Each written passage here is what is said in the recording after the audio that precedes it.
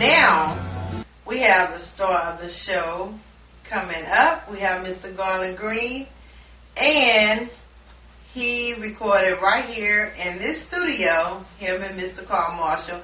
Actually, Carl Marshall redid his new version, 2011 version of Jealous Kind of Fella. Welcome back to Miss Pantheress show. Miss Pantheress in the house. And I have today Mr. Garland Green in the house, and he's going to tell y'all what he's been up to and making his comeback with his new singles and everything. So, how you doing, Mr. Green? Oh, I'm great. I'm glad to be here. Here in Houston. It's been a while, actually, but I'm loving every minute.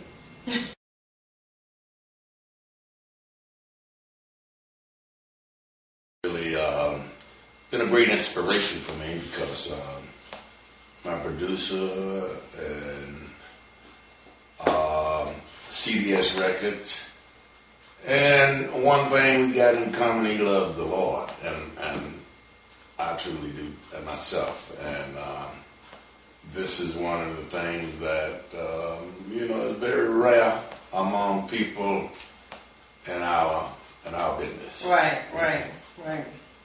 And for those of you who might not remember who Mr. Garland Green is, I know y'all remember that hit "Jealous Kind of Fella," because I know I used to have that 45 and used to play it all day long. So, "Jealous Kind of Fella" hit number 5 in the R&B chart in, 1969? 1970, actually, it was the end of 69. Where it climbed the charts, but they held it back. Actually, it was the hottest record in the country at that time. They held it back through politics, from Motown Records. I think Marvin Gaye and Gladys Knight was the only records that are out there, but they wasn't nowhere near hot as my record, and... So you say they held it back? Oh, yeah, it's politics when, a record reach a certain amount of sales and popularity, they're able to play politics and get their record holding on the charts. But it was on the chart number 5 for 16 weeks. Really? Mm-hmm. Yeah, I know I had it a long time, yeah. But, and so you're redoing that one, or you... Oh, yes. Dylan wanted to do that song. He loves it, and Carl did a nice twist on it. Yeah. He did a nice twist on it, so the people really know that this is a new project. It's not the old one. This is a new one, and I'm just loving every minute and love what he's doing. And I think it'll make a good comeback. Well, because it just never played out. It it's still it'll never bringing it back. It's like a refresher. It's like, oh, okay. Most people say that record sound good today as it did back in 1969, and it's a record that never dies, and right. It's a blessing to be on XM radio today, and getting lots of airplay. Mm-hmm. So when is the new version coming out? Well, we hope. I think Carl said maybe sometime around October.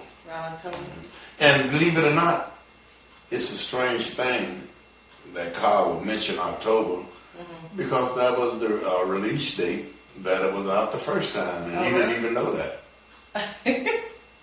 All right, Carl? Pretty cool.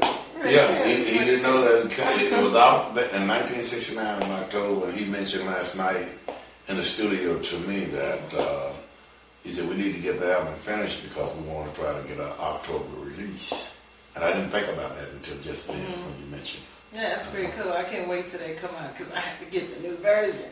Oh, yeah. And, you heard it. You heard part of it already. Well, yeah, I get to cheat. But, and you had another hit, was that written by Donny Hathaway or no, produced by? It was written by a guy by the name of Joe Cato.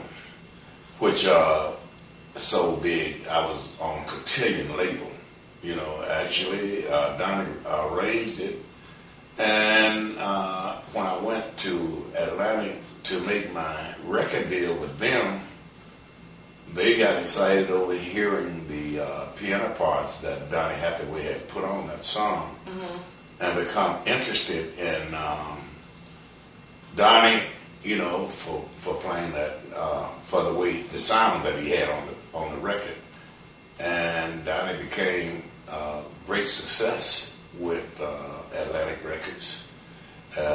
Roberta Flack was there, and Roberta Flack, I think, when Donnie went to Atlantic Cotillion, I think Roberta Flack probably helped him as well to, be exposed to Atlantic Record, and he became a big artist. Yeah, I remember Donnie Hathaway and Roberta Flack. And you were with several top labels, right? Yes, I had a record on Spring called "Let the Good Times Roll." This record blew Chicago wide open and did phenomenal sales, like up in the really up in around 100,000 in sales, just throughout Chicago and the neighboring cities. Right. It was a huge record, but their promotion staff wasn't what it should have been, and it wasn't huge nowhere other than abroad. England, it was big over there. So actually, that along with what was the next label? Oh, RCA was the next. Yeah, RCA. We did an album there as well, and Lil Wayne sampled one of my songs off RCA. Which one he did? What song was it he did? You just know he did one of them. Oh, Love Is What We Came Here For. He did that, and I guess we're in litigation right now for me to try to get my little issues, but it's hard. It's not easy to get paid. Right. But I mean, as I guess a good thing that, is being sampled, Well, it'd be better if I got no money for it. Well, yeah. I'm having problem getting paid, and but we're not going to give up on it. We're going to work it. Right. And you also was saying that you had an event with President Ford or something back in the day? Yes. Dominic Dunn had a magazine called Vanity Fair. And he came to Chicago looking for me to do an interview, which they also had a big thing once he got in town over to the University of Chicago. And President Ford happened to be there. And I never forget, shooting pool is my hobby. I couldn't hardly get away from the pool room to get over there, so when they rushed me to get ready to get over to meet the president, at that particular time, I didn't worry about no Secret Service or anything like that.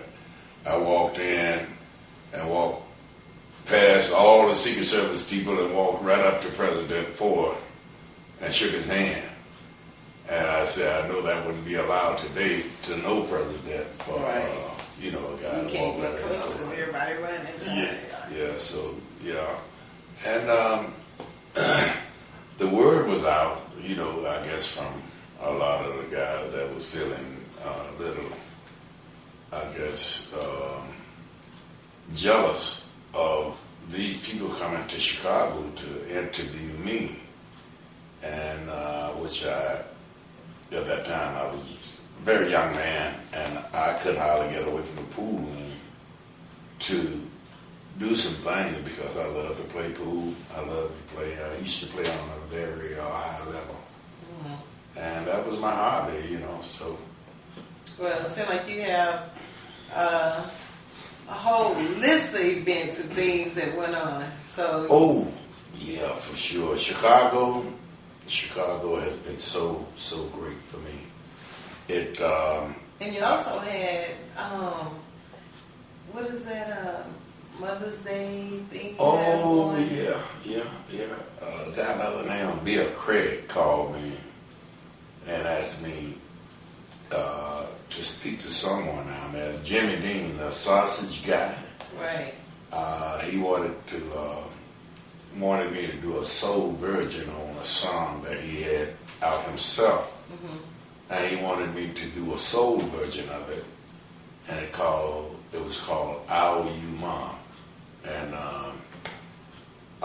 it sold real big, and so I did 35 or 40,000 in Chicago on it. I only had, after I did it, I had 3 weeks. They had 3 weeks to play it. And when they put it on, E. Rodney Jones, which was the program director, they put it on and they started playing it, and they gave a dozen roses to every 12th caller. And it's so big, so I didn't release it again until this year.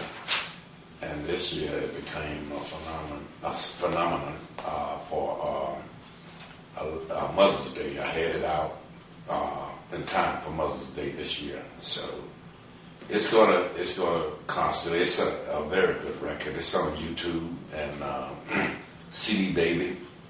And anyone want to basically they can just Google you and Google the name and everything will pop up. Yes. It's also on my website, Facebook and on my website. Okay, so you didn't